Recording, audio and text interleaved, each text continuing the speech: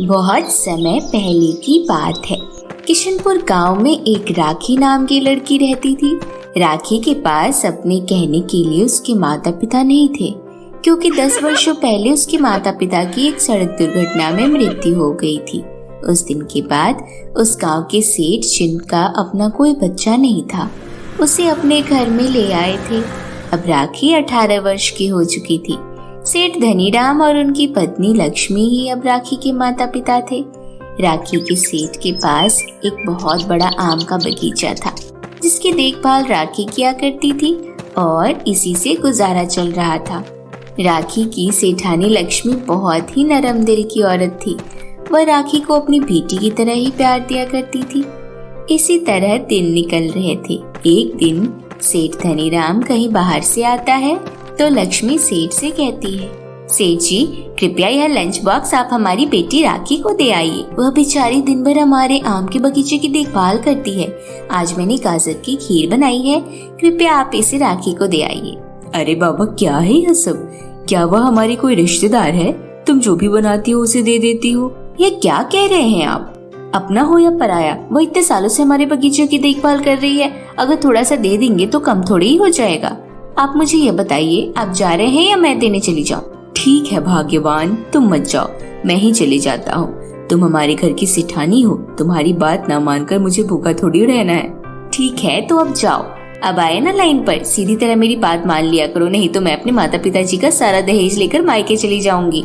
इस तरह वह सेठ राखी को लंच बॉक्स देने चला जाता है। यह लो राखी, तुम्हारी मालकिन ने तुम्हारे लिए गाजर की खीर भेजी है। थैंक यू सो मच मालिक। मालकिन मेरी पसंद का कितना ख्याल रखती हैं। मालकिन को मेरी तरफ से धन्यवाद बोलिएगा। इस तरह सेठ वहाँ से वापस घर चला जाता है। इसी तरह दिन निकल रहे थे।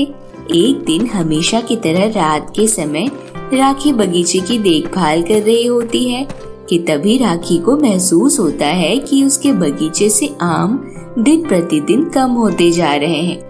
कुछ फर्क महसूस हो रहा है। लगता है हमारे बगीचे से हर रोज कुछ आम गायब हो रहे हैं। इसे तो मालिक को बहुत नुकसान होगा। अगर उन्हें ये बात पता चल गई तो वो मुझे बहुत डांट लगाएंगे और कहेंगे कि जरूर तू अच्छे से पहरा नहीं दे रही है। इस तरह राखी आज और ज्यादा चौकन्ना होकर पूरे बगीचे की देखभाल करती है। राखी दबे पांव बगीचे में घूम रही होती है कि तभी उसे एक चुड़ैल आम खाती हुई दिखाई देती है। राखी चुड़ैल को देखकर बहुत डर जाती है और वहीं छुप जाती है। थोड़ी देर बाद जब चुड़ैल पेट भर खाकर सो जाती है तो राखी चुपके से जाकर उस चुड़ैल को बांध देती है। ऐसा करते ही चुड़ैल की नींद खुल जाती है और वह राखी से कहती है, तुम ये क्या कर रही हो?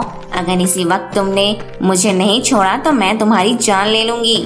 मुझे तुमसे बिल्कुल भी डर नहीं लगता है। पहले तुम ये बताओ कि तुम इतने दिनों से हमारे बगीचे में आम क्यों खा रही थी? मैं इस बगीचे की देखभाल करती हूँ और मरते दम तक इसकी देखभाल करती रहूंगी। राखी ने चुड़ैल के हाथ पैर बांध रखे थे, जिस कारण चुड़ैल कुछ कर नहीं पा रही थी। इसके बाद राखी उस चुड़ैल को डंडे से पीटने लगती है। राखी के ऐसा करते ही चुड़ैल एक बड़ी के रूप में बदल जाती है। धन्यवाद राखी, आज तुम्हारी बदौलत मेरा वर्षों पुराना श्राप टूट गया। इस तरह वह परी राखी को सारी कहानी सुनाती है कि किस तरह उसे श्राप दिया गया, जो कि आज उसके कारण टूट गया।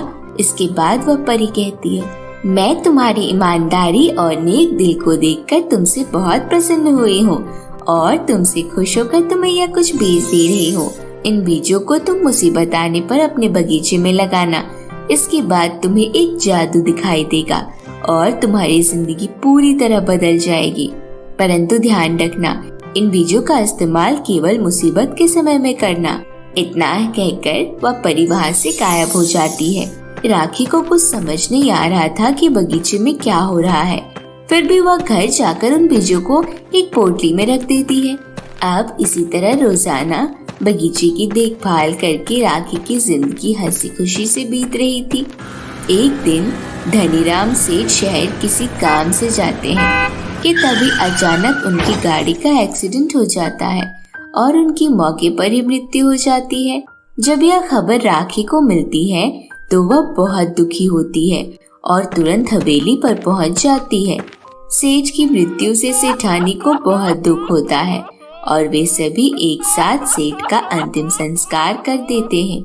उस दिन के बाद राखी और सेठानी जैसे तैसे अपना जीवन बिता रहे थे कि तभी एक दिन पास के गांव का सेठ, जो कि सेठ धनीराम का बहुत बड़ा दुश्मन था, हवेली पहुंच जाता है। मुझे सुनकर बहुत दुख हुआ कि अब सेठ धनीराम इस दुनिया में नहीं रहे। मैंने सेठ धनीराम को यह हवेली बनाते वक्त 10 लाख रुपए उधार दिए थे, परंतु वो इस दुनिया में नहीं रहे। कॉन्ट्रैक्ट के मुताबिक आपको यह हवेली खाली करनी पड़ेगी। एक तरफ है झूठा सेठ, अपनी तरफ से बातें छोड़कर सेठ धनीराम की हवेली पर कब्जा करने की सोचता है। लक्ष्मी को यह बातें सुनकर बहुत दुख होता है, परंतु वह बहुत नादान और ईमानदार थी। वह सेठ धनीराम की जुबान को मानते हुए हवेली खाली करने के लिए तैयार हो जाती है। इस तरह उस दिन के बाद लक्ष्मी और राखी एक झोपड़ी में रहने लगते हैं। मालकिन, आप चिंता मत कीजिए, मैं जैसे तैसे बाहर काम करके हम दोनों का पेट पाल लूंगी, परंतु आप घर पर ही रहकर अपना ध्यान रखें। आप आज तक घर से बाहर काम पर नहीं निकली हो, यूँ अचानक मेहनत मजदूरी करने से आपकी तबीयत खराब हो सकती है। इस तरह अब रोजाना राखी बगीचे से आम तोड़ती और बाजार जाकर बेचा करती थी। आम बेचकर राखी जो रुपए कमाती थी वह सीधा सेठानी के हाथों में थमा दिया करती थी। इसी तरह दिन निकल रहे थे। एक दिन गर्मी के कारण सेठानी का दम घुटने लगता है और वह लंबी लंबी सांसें लेने लगती है। मालकिन, आपको कुछ नहीं होगा, मैं अभी डॉक्टर को बुला देती हूँ। इस तरह राखी डॉक्टर को बुलाती है। डॉक्टर तुरंत आकर लक्ष्मी को इंजेक्शन लगा देते हैं, जिससे लक्ष्मी को थोड़ी देर के लिए आराम मिल जाता है। देखो राखी, गर्मी के कारण इनको सांस लेने में बहुत दिक्कत हो रही है। इनकी कुछ दिनों तक दवाइयाँ चलेगी। अभी तुम्हें इन्हें कुछ दिनों तक अस्पताल में एडमिट करवाना होगा, वरना इनकी हालत और खराब हो सकती है। डॉक्टर साहब, कुछ भी कीजिए, परंतु मेरी मालकिन को पहले की तरह स्वस्थ कर दीजिए। इस तरह डॉक्टर एम्बुलेंस को फोन करके बुला लेते हैं और लक्ष्मी को एडमिट कर लेते हैं। थोड़ी देर बाद जब राखी अस्पताल पहुंचती है तो अस्पताल वाले उससे रुपयों की मांग करते हैं। ठीक है डॉक्टर साहब, मैं कल सुबह तक फीस का इंतजाम करती हूँ, तब तक आप मेरी मालकिन को एडमिट रखिए। राखी के पास इलाज के लिए 1 भी रुपए नहीं थे। वह अपने आम के बगीचे में जाकर सारे फल तोड़ लेती है और बाजार में बेचने निकल जाती है।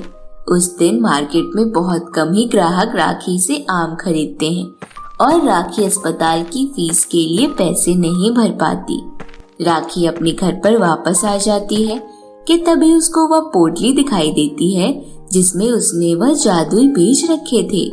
राखी जल्दी से पोटली उठाकर अपने बगीचे की तरफ चली जाती है। राखी बगीचे में जाकर वह बीज गाड़ देती है और उनको पानी डालती है। राखी के ऐसा करते ही देखते वहाँ 3 बड़े बड़े आम के पेड़ हो जाते हैं। राखी देखती है कि पेड़ के आम तो बहुत चमक रहे हैं। वह जैसे ही एक आम का फल तोड़ती है तो उसे आम का फल चमकता हुआ नजर आता है। राखी मन ही मन बोलती है, लगता है ये जादुई सोने के आम हैं, जरूर यह परी का आशीर्वाद है। इसके बाद राखी मन ही मन परी का धन्यवाद देती है और सभी सोने के आम तोड़ लेती है। अगली सुबह राखी वह आम ले जाकर सुनार की दुकान पर बेच देती है, जिससे राखी को ढेर सारे रुपए मिलते हैं। राखी उन रुपयों से अस्पताल की फीस भर देती है और बचे हुए रुपयों से राखी एक अच्छा सा घर खरीद लेती है। कुछ दिन बाद जब लक्ष्मी को आराम मिल जाता है तो राखी उसे अपने साथ नए घर पर ले आती है। राखी बेटा, तुम मुझे यह कहाँ ले आई हो? यह किसका घर है? मालकिन, यह हमारा घर है, अंदर चलिए, मैं आपको सब बताती हूँ। इसके बाद राखी मालकिन को पूरी कहानी सुनाती है और उस दिन के बाद वो दोनों घर में हंसी खुशी से रहने लगते हैं। उस दिन के बाद राखी को जब भी रुपयों की जरूरत पड़ती वह सोने के आम तोड़कर बेच दिया करती। तो मेरे प्यारे दोस्तों, इस कहानी से हमें यह शिक्षा मिलती है कि हमें कभी भी किसी की मजबूरी का फायदा नहीं उठाना चाहिए, नहीं तो भगवान हमें हमारे कर्मों का फल जरूर देता है। कैसी लगी आपको यह कहानी हमें कमेंट करके जरूर बताइएगा और यदि आपको यह कहानी अच्छी लगी हो तो इसको अपने दोस्तों के साथ भी शेयर करिएगा। तो फिर मिलती हूँ आपसे ऐसे ही किसी नई इंटरेस्टिंग मजेदार हिंदी कहानी के साथ। तब तक के लिए बाय बाय दोस्तों।